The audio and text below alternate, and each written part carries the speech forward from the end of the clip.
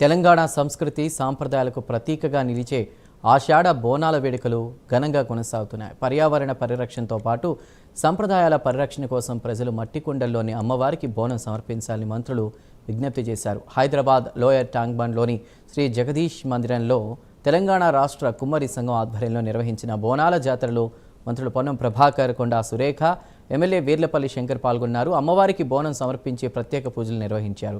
మట్టి కుండల వినియోగం ద్వారా పర్యావరణాన్ని కాపాడడంతో పాటు కుమ్మరి చేతి వృత్తిదారులను ప్రోత్సహించిన వారవుతామంటూ కూడా మంత్రి పొన్నం ప్రభాకర్ అన్నారు.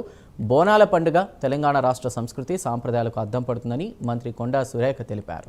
ఈ ఏడాది ఆషాఢ బోనాల ఉత్సవాలను ఘనంగా నిర్వహించేందుకు ప్రభుత్వం ప్రత్యేక ఏర్పాట్లు చేసిందని చెప్పుకొచ్చారు.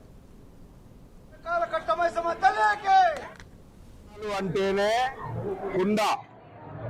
కుండ ప్రకృతి మట్టితో తయారయ్యే బోనముతోటి అటు పర్యావరణాన్ని ఇటు కుల వృత్తిని ప్రోత్సహించినట్టుగా ఉండడానికి తెలంగాణ బోనాల సందర్భంగా ఈరోజు కుమ్మరులంతా మట్టి బోనాన్నే వాడాలి అనేటువంటి నినాదంతో లోయర్ ట్యాంక్బండ్లో పెద్ద ఎత్తున మట్టి కుండల బోనాన్ని చేస్తున్నారు.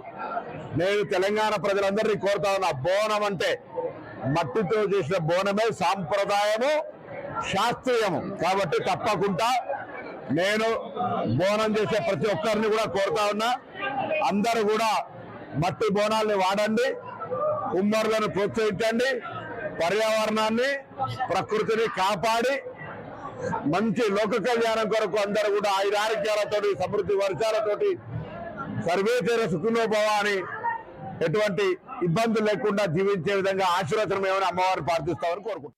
ఈ రోజు మన గోల్కొండ నుండి ఆషాఢ బోనాల ఉత్సవాలు హైదరాబాద్ లో రంగరంగ వైభవంగా ప్రారంభించడం జరిగింది.